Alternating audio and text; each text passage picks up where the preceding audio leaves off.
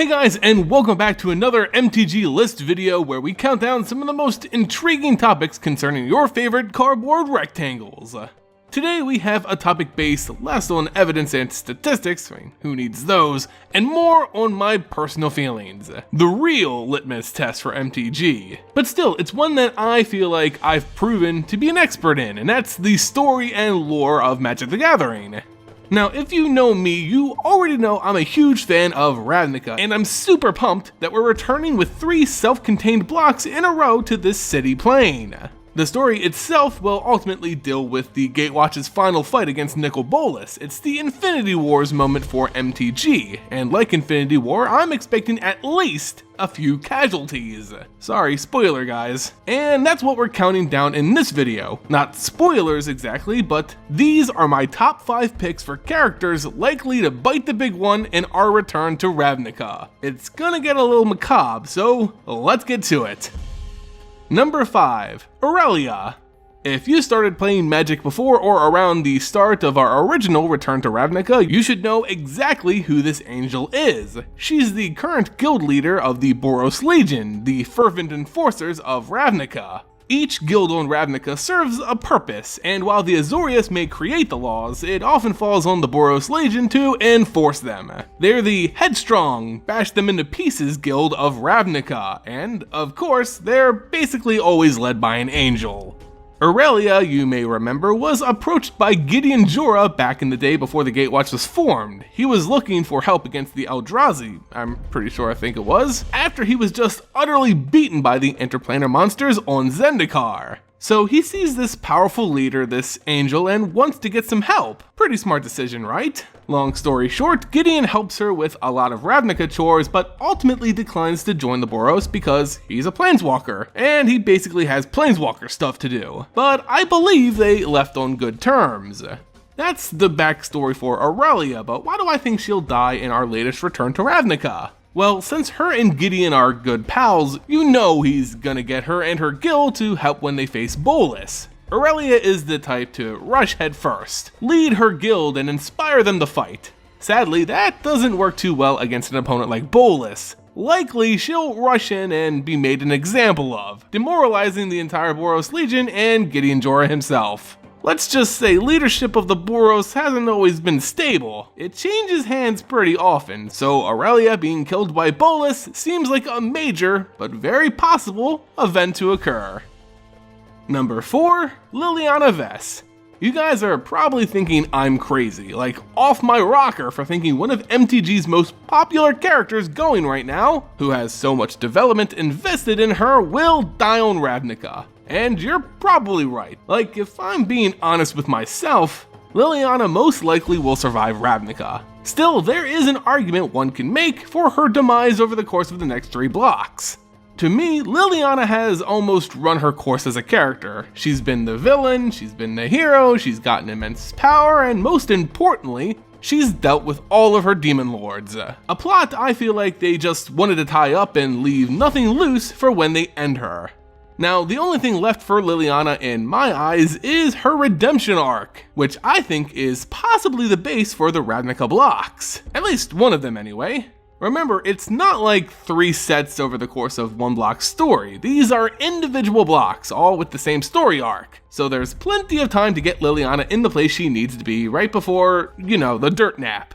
Right now, she's literally in Bolas's clutches, being commanded by the dragon to do his bidding or be killed by his magic. She's a tool, basically her worst nightmare. Worst still is that the Gatewatch, all of her allies and friends, feel like she's betrayed them, making her the perceived villain in the Ravnica blocks, at least to them. You guys can quote me on this. Liliana will break free from Bolas and ultimately fight with her friends, proving she will risk even her own life for them. I feel like the best send-off is that this decision actually kills her. The only way she can redeem herself fully is to make the ultimate sacrifice for an unselfish reason. She's had loads of trouble with that in the past, so this would be huge for her character. As unlikely as it may seem, I think it's not only possible, but a great way to end her character. Number 3, Rakdos. Those who enjoyed the original Ravnica and are returned to Ravnica will know just who this big old demon is. The leader of the cult of Rakdos. I mean, it's literally in the name.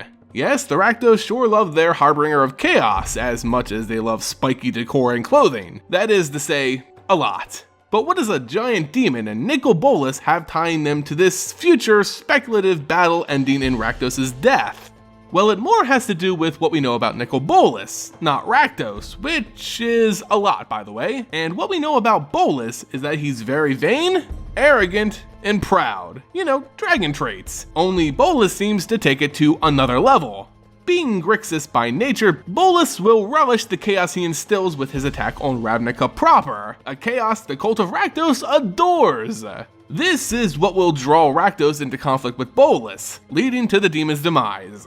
Rakdos' power is almost derived from the fanatical worship of his minions. They tend to his domain as he slumbers for years, and the acting guild leaders always promote the demon's rule and power. Now let's say a more active leader, chaotic and powerful, lands right on the doorstep and demands you follow them or die. You're already super fanatical, so you think, sure, why not? This will be the flood of Rakdos cultists to the side of Nicol Bolas. Bolas adding them to his armies, and Rakdos losing all that sweet power. Rakdos will wake up to an empty pit, not even a single sacrifice or blood ritual. The demon's gonna fight Bolas for his guild back and get utterly obliterated by Bolas, perhaps even by his own former minions. That would be pretty fitting, actually. Bolas would effectively steal the mantle of guild leader of the Rakdos and continue his campaign on Ravnica. Rakdos has been defeated before. This time, however, it could be the last time we ever see the demon leader of the cult on Ravnica.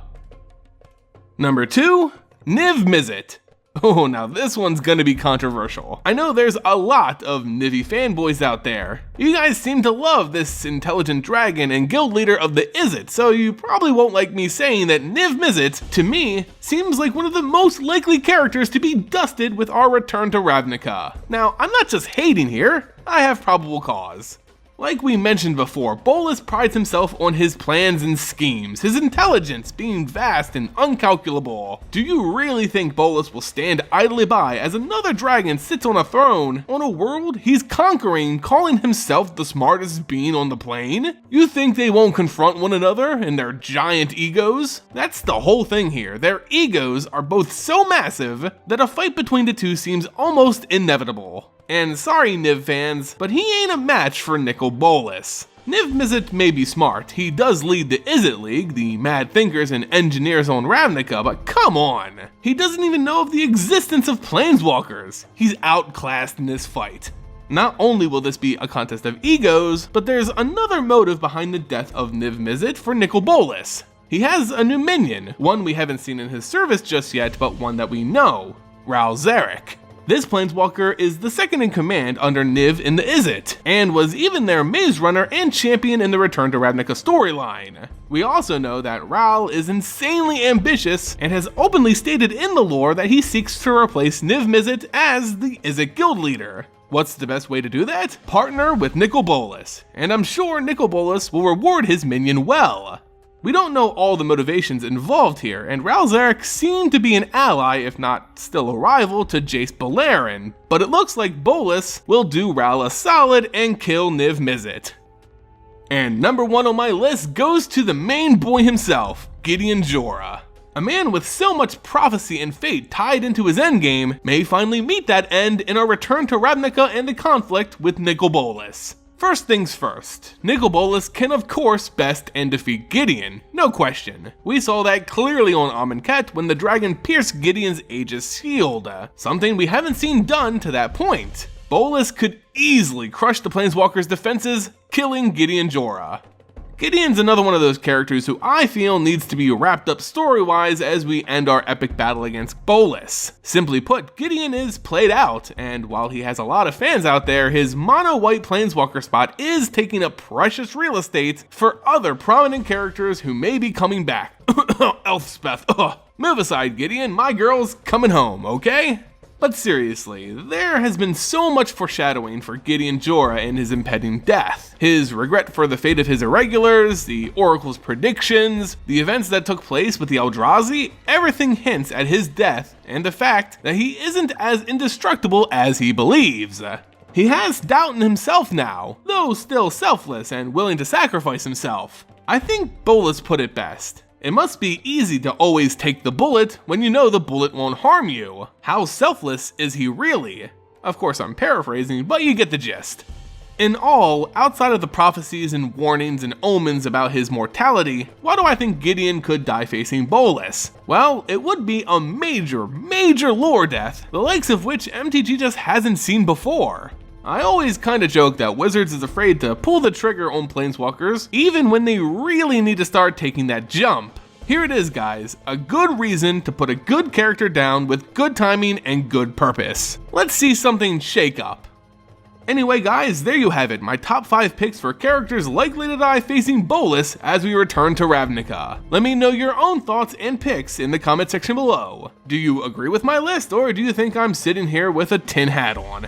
If you enjoyed this video, don't forget that you can help support the channel and choose topics by joining the Vorthos army on Patreon. Not only do you decide the direction of this channel, you'll also get signed cards, access to my Discord, and much more. Help support the videos you love by checking the link in the description below.